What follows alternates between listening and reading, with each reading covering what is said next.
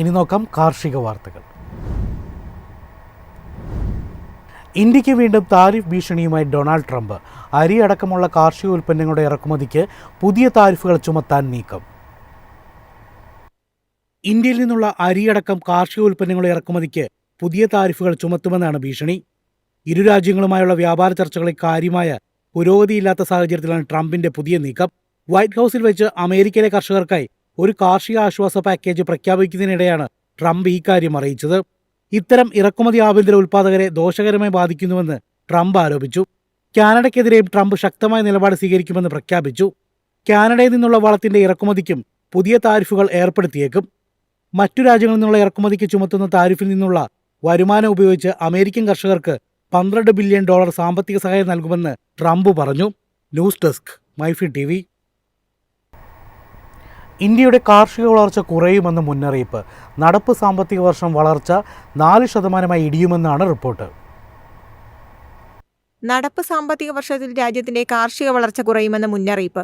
മുൻ സാമ്പത്തിക വർഷം രേഖപ്പെടുത്തിയ 4.6% നിന്ന് 4% വളർച്ച കുറയുമെന്ന് നീതി ആയോഗ് അംഗം രമേശ് ചന്ദ് പറഞ്ഞു.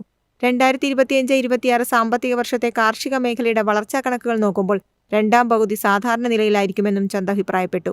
നടപ്പ് സാമ്പത്തിക വർഷത്തിന്റെ ആദ്യ പാദത്തിൽ കാർഷിക വളർച്ച 3.7%, രണ്ടാം പാദത്തിൽ 3.5%-ആണെന്ന് കണക്കാക്കപ്പെട്ടിരുന്നു. 2024-25 മൊത്തത്തിലുള്ള കാർഷിക വളർച്ച 4.63%. കഴിഞ്ഞ ദശകത്തിൽ ഇന്ത്യയുടെ കാർഷിക വളർച്ച 4.6% ചരിത്രപരമായ ഉയരത്തിലെത്തിയെന്നും ഇത് ചൈനയുടെ കാർഷിക മേഖലയുടെ വളർച്ചാ നിരക്കിനെ മറികടന്നുവെന്നും ചന്ദ് പറഞ്ഞു. ഒരു വികസിത രാഷ്ട്രമാകുക എന്ന ലക്ഷ്യത്തെ പിന്തുണയ്ക്കുന്നതിന് രാജ്യം കാർഷിക മേഖലയിൽ 5% വളർച്ച കൈവരിക്കേണ്ടതുണ്ടെന്ന് അദ്ദേഹം പറഞ്ഞു.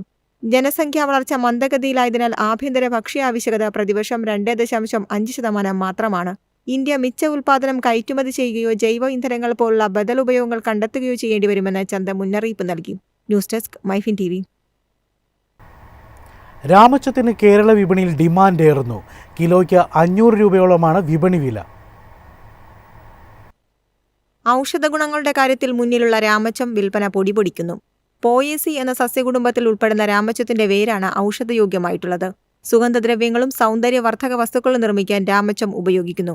സമുദ്രനിരപ്പിൽ നിന്ന് 600 മീറ്റർ വരെ ഉയരുന്ന ഈ ചെടി സാധാരണ ചൂടുള്ള കാലാവസ്ഥയിലാണ് വളരുന്നത്. മലയോര മേഖലയിലും ചരിഞ്ഞ പ്രദേശത്തുമാണ് സാധാരണ കൃഷി ചെയ്തു വരുന്നത്. വാണിജ്യാടിസ്ഥാനത്തിൽ കൃഷി ചെയ്താൽ ലാഭം എളുപ്പമാണെന്ന് പരിചയസമ്പന്നരായ കർഷകർ പറയുന്നു. ഇന്ത്യയിൽ പലയിടത്തും കൃഷിയുണ്ടെങ്കിലും കേരളത്തിലെ ഇനത്തിന് ആവശ്യക്കാർ ഏറെയാണ്. മണ്ണടങ്ങിയ രാമച്ചവേര്, മണ്ണില്ലാത്തത് എന്നിങ്ങനെ 2 വിധത്തിൽ രാമച്ചം വിപണിയിൽ ലഭ്യമാണ്. മണ്ണ് കഴുകി വൃത്തിയാക്കിയ ഫസ്റ്റ് ക്വാളിറ്റിക്ക് 480 രൂപയോളമാണ് വിപണി വില. News desk MyFin TV.